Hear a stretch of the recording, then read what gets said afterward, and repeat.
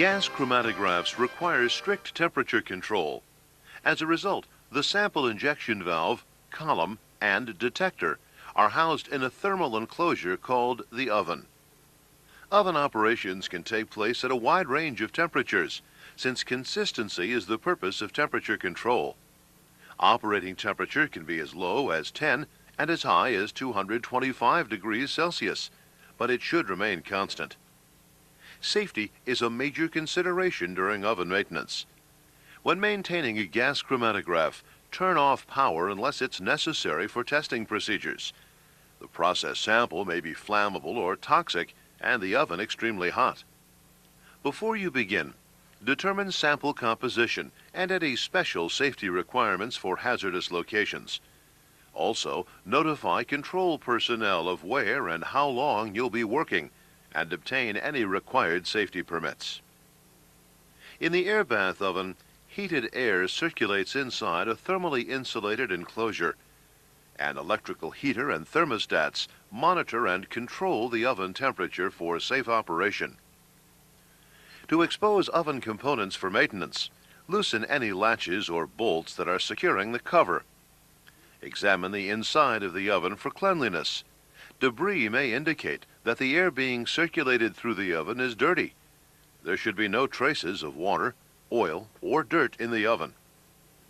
If there is an indication of contamination, check the oven air supply system. Check any knockout pots for water or debris, and check the filters. If they're clogged, replace them. In this example, the oven is not heating, so check the heater element. First, turn off power to the oven. Use a multimeter to check the heater element for continuity. To do this, locate the element terminals. On this model, it's not necessary to disconnect the heater leads, because the circuit contains a solid-state relay which opens when the power is off. Connect one lead to each terminal and check the resistance reading. A reading of infinity indicates an open element, and a reading of 0 indicates that the element has shorted. Since the heater element is open, we'll replace the heater assembly. Loosen the fasteners that secure the heater and remove it from the oven. Before installing a replacement heater assembly, make sure that the new element meets the requirements of the analyzer and the process. The gas chromatograph column is where separation of the sample components takes place. Most gas chromatographs use columns filled or packed with either liquid on solid support or an active solid. On this gas chromatograph, a comparison between the original calibration chromatogram and a current chromatogram shows that components are no longer separating properly. Further investigation shows that the oven temperature, carrier gas pressure, and all other variables are correct for this application. From this, we can assume that the column is contaminated with water or debris and must be replaced. When replacement of the column is required, first shut off the sample stream and then the carrier flow. Loosen the column fittings and remove the column from the oven.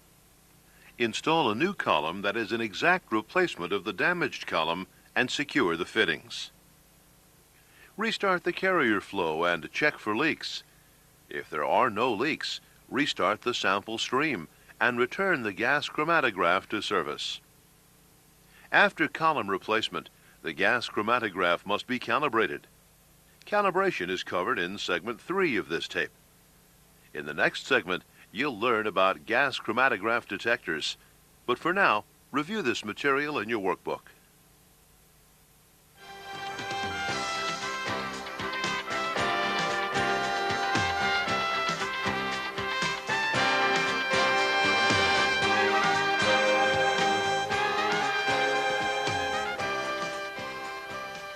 In a gas chromatograph, sample components pass from the column to the detector. The detector reacts to each of the components as they exit the column.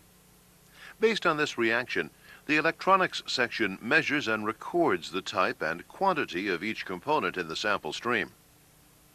As with other oven components, detectors are designed to operate over a wide range of temperatures and flow rates, but those factors must remain constant. A thermal conductivity detector uses two thermistors as two legs of a wheatstone bridge. One thermistor is the reference detector. The other is the sense or measurement detector.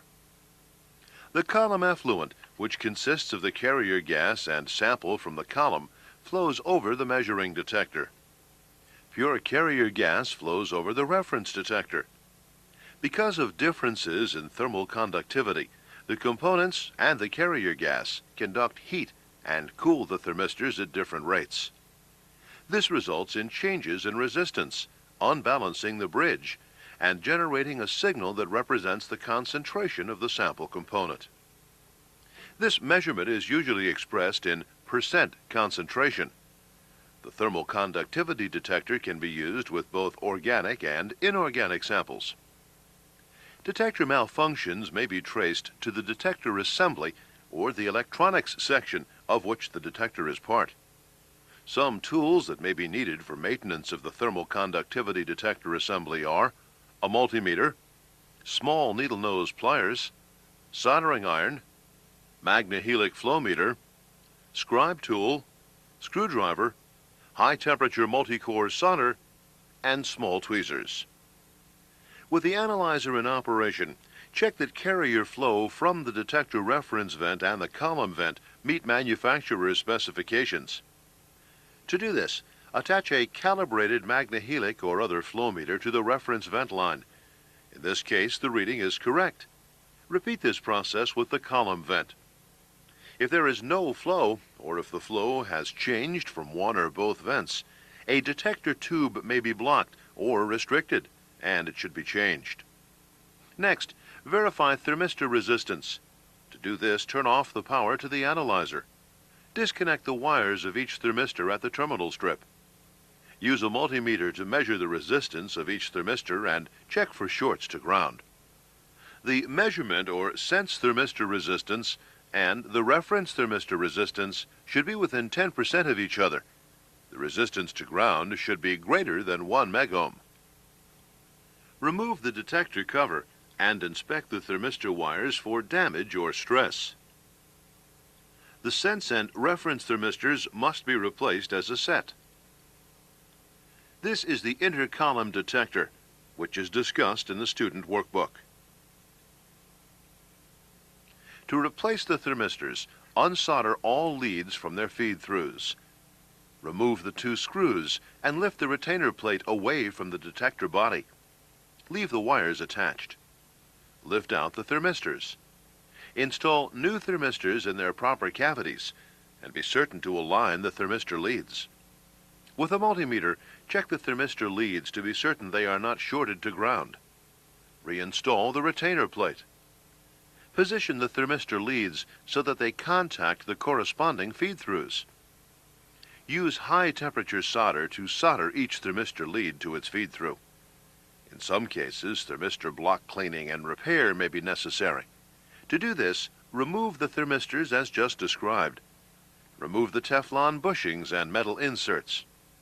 Run a wire through the detector tubing. Use a syringe to force air through the tube to blow out any loose debris or dirt. Then clean it out with solvent. Verify that the thermistor cavities are clean and dry. Install the metal inserts and position them so that the slots in the bottom are perpendicular to the line of cavities. This allows the sample and carrier gas to flow completely around the thermistor. Install the Teflon bushings on top of the inserts. Install new thermistors in the proper cavities. Replace the cover plate and solder the thermistor leads. Your workbook has additional information on thermal conductivity detectors. In the next segment, we'll review the maintenance for a flame ionization detector.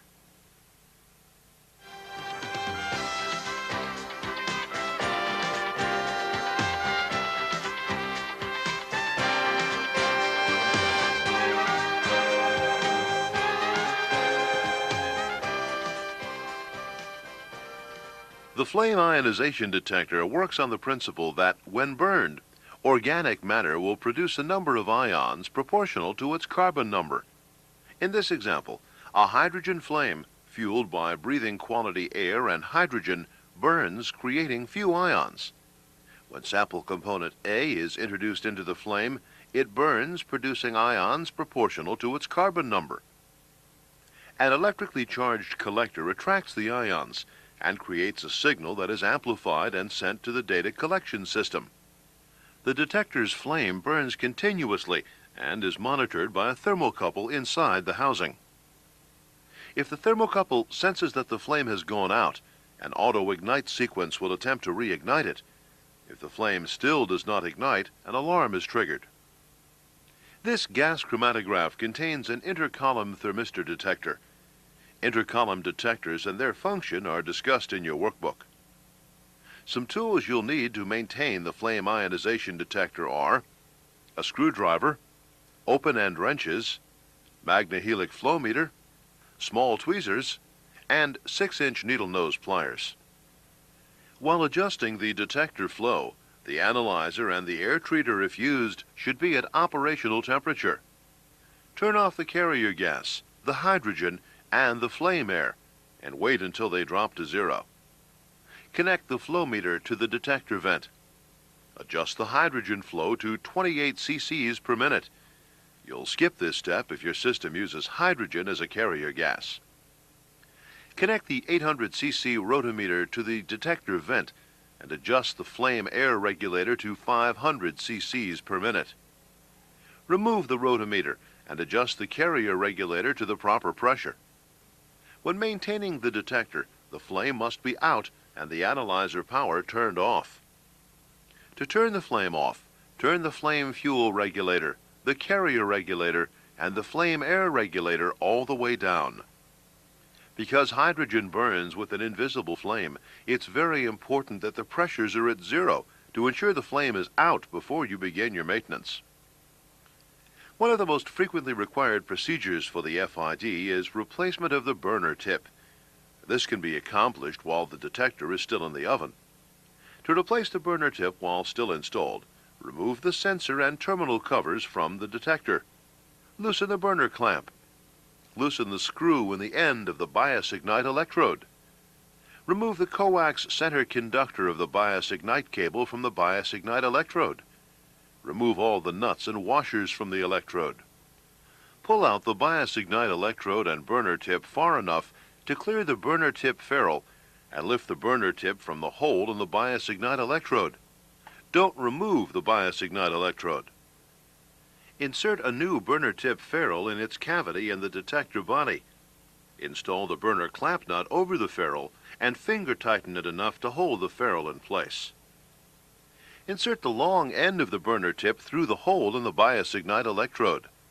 Align the short end of the burner tip with the hole in the end of its ferrule. Push the burner tip and the bias ignite electrode toward the body until the long end of the burner tip is centered over the collector and the short end is pushed into the ferrule. Tighten the burner clamp nut. Replace the nuts and washers on the collector and replace the bias ignite cable. Be careful not to rotate the electrode. Be certain that all connections are tight. Sometimes it will be necessary to replace the bias ignite and collector insulators. To do this, begin by removing the bias ignite and signal cables from their electrodes. Remove all nuts and washers from the electrodes. Remove the bias ignite and collector ground clamps and lift off the insulator clamp plate. Loosen the burner clamp nut. Loosen the bias ignite electrode and pull out both the burner tip and the bias ignite electrode. Remove the baffle plate from the detector body. Pull out the controller electrode assembly. Push the bias ignite and collector insulators through the detector body and lift them away. Be certain the insulator O-rings come out with the insulators. Place new insulator O-rings in the O-ring cavities in the block. You may need to work the rings into place with a blunt tool. Insert both the bias ignite and collector insulators through the cavities containing the O-rings and press them firmly into place. Place the insulator clamp plate over the two insulators and clamp it in place with the bias ignite and collector ground clamps. Insert the collector electrode into the insulator. Place the baffle plate against the body and slide it over the bottom portion of the collector until the baffle plate holes align with the threaded holes of the body. Insert the bias ignite electrode partway into its insulator. Insert the long end of the burner tip through the hole in the electrode. Align the short end of the burner tip with the hole in the end of the ferrule. Push the burner tip and the bias ignite electrode toward the body until the long end of the burner tip is centered over the collector and the short end is pushed into the ferrule. Slide new electrode O-rings over the bias ignite and collector electrodes. Work the O-rings into the cavities in the insulators. Place a washer and nut on the bias ignite electrode. Tighten the nut. Be careful not to turn the electrode, and be sure the collector ring is centered in the baffle plate. Place a washer and nut on the terminal end of the collector electrode. Tighten the nut. Verify that the burner tip is still centered over the collector and tighten the screw of the bias ignite electrode. Tighten the burner clamp nut. Reinstall both the bias ignite and signal cables on their respective electrodes and ground clamps. Fasten them in place. Detector maintenance should include periodic cleaning according to the manufacturer's specifications. First, turn off the electrical power to the analyzer. Be sure that the carrier, flame fuel, and flame air are shut off. Do not begin cleaning procedures until all gauges indicate 0. Unless you suspect that the block needs replacing, there's no need to remove this detector from the oven when cleaning. Remove the terminal cover and the sensor cover. Remove the bias ignite and signal cables from their electrodes and ground clamps. Remove all nuts and washers. Remove all ground clamps and lift off the insulator plate. Loosen and pull out the burner clamp nut and the bias ignite electrode. Now you can remove the baffle plate. Next, pull out the controller electrode. Push the bias ignite and collector insulators through, making sure that the O-rings come out as well. Remove the burner clamp nut and the thermocouple and its wires. To remove the air filter disc, gently tap it with your fingers. Disconnect and remove the air supply line from the body of the unit. Remove column effluent and hydrogen supply lines. Flush these lines with a solvent by forcing the fluid through them. These are capillary lines and have a low flow rate. Set the lines aside to air dry. Replace any worn or damaged parts. All pieces of the detector, except the air filter disc, should be ultrasonically cleaned to remove any contaminants that could give false indications when the detector is restored to operation. Use a degreaser on each piece to remove the ultrasonic cleaning solvent. Clean all parts with warm soapy water to remove the degreaser, and rinse all parts with distilled water to remove any soap film. Clean all hand tools in the same manner, and be sure to wash your hands. Avoid excessive touching of any of the parts from the sensor side of the detector. Extremely sensitive applications may require the use of protective gloves to handle the detector pieces. Now, use solvent to clean the detector block, then flush it with distilled water and blow dry it with low-pressure air. After all the pieces of the detector have been cleaned, it can be reassembled. Begin by replacing the air filter disc. Insert the thermocouple through its fittings and fasten it in place, and connect the wiring. Install insulator O-rings in the bias ignite and collector cavities. Insert the bias ignite and collector insulators through the cavities containing the O-rings and press them into place. Place the insulator clamp plate over the two insulators and clamp it evenly in place with the bias ignite and collector ground clamps. Insert the collector electrode into its insulator. Place the baffle plate against the body and slide it over the bottom portion of the collector until the baffle plate holes align with the threaded holes of the body. Place the burner tip ferrule in its cavity and loosely fasten it in place. Insert the bias ignite electrode partway into its insulator. Insert the long end of the burner tip through the hole in the electrode. Align the short end of the burner tip with the hole in the end of its ferrule. Push the burner tip and the bias ignite electrode toward the body until the long end of the burner tip is centered over the collector and the short end is pushed into the ferrule. Slide the electrode O-rings over the bias ignite and collector electrodes. Place a washer and nut on the bias ignite electrode.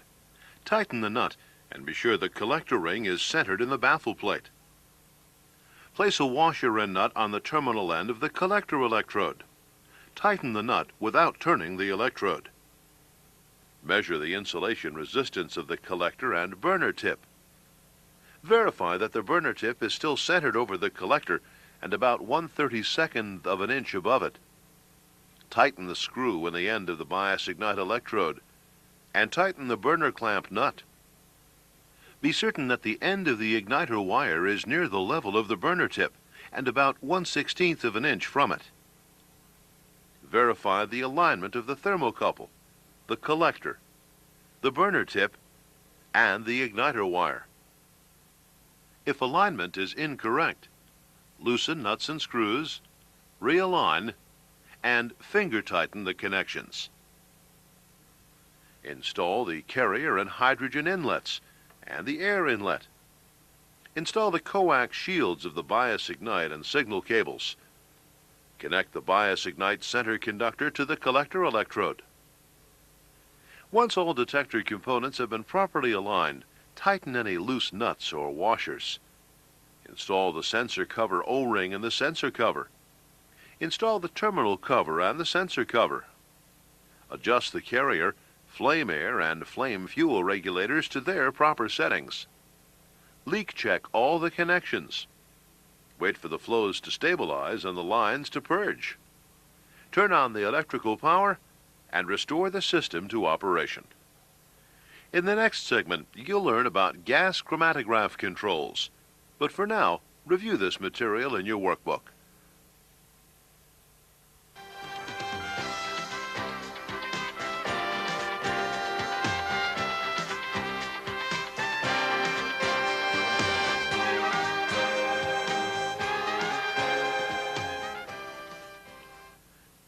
Today's microprocessor-based chromatograph control systems are more flexible and easier to use than earlier models. Based on the requirements of a specific application, a gas chromatograph controller can be configured to automatically control certain functions, such as amplifying and digitizing the detector signal, and integrating the detector signal, identifying the peaks, and calculating component concentrations. It is also capable of automatic calibration, sample injection, activating sample and column valve switching on a cycle clock basis, and activating sample switching valves to switch between multiple sample streams or a calibration stream on a sequential basis. In addition, microprocessors control oven temperature, provide data on measured component concentrations for printed reports, analog outputs, and serial computer links to host computers, and communicate with and control other instruments in the loop over data highways. This analyzer has a keypad interface for operation, maintenance, and programming. Anytime key components, such as the column or detector, are cleaned or replaced, calibration is necessary. To manually calibrate this gas chromatograph, you'll use a standard calibration sample tank. First, be sure that you are familiar with the location of the analyzer's valves and rotometers. Close the Calibrate Standard Flow Control valve. Open the shutoff valve on the Calibrate sample tank and set sample pressure according to specifications. Close the analyzer's sample flow control valve. Adjust the Calibrate Standard Flow Control valve until the analyzer's sample flow rotometer is at the level specified by the manufacturer's guidelines. Now, you're ready to calibrate the chromatograph.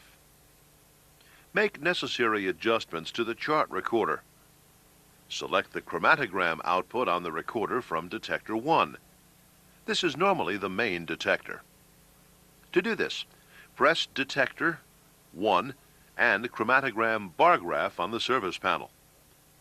Balance the detector by pressing Event 1, 5, and Operate. Set the detector range to 0.2 volts as follows. press 0. Range. The display will prompt you to select Desired Change in Detector Range. Press 2 and enter. The display will show the current range and prompt you to make adjustments by using the up and down arrows. Press the appropriate arrow until the display range equals 0.2 volts. Observe the baseline of the chromatogram for a few minutes. If it's drifting excessively, the detector is probably not quite up to temperature. Wait until the baseline is stable. If some peaks are off scale, adjust the range up. If all the peaks are too small, adjust the range down. Now, check to see that each component in your calibration standard is correctly entered in the analyzer factor table. To do this, press Factor, 1, 0, 1, and Display.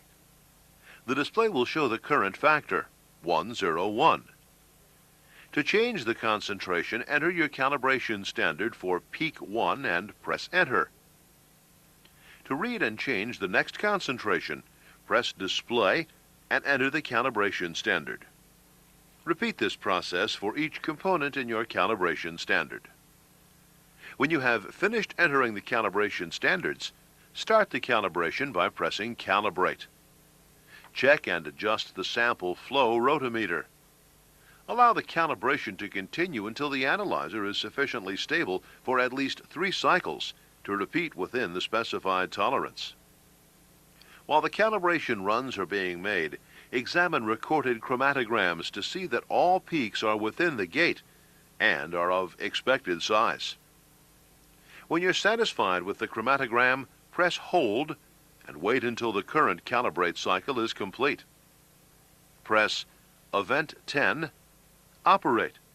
This updates the new calibration factors. Turn off the Calibrate flow valve. Now, you can restart the sample stream. ISA's instrument technology training program is general in nature. When performing any instrumentation maintenance in your plant, be sure to follow the specific maintenance and safety procedures provided by your facility and the equipment manufacturer.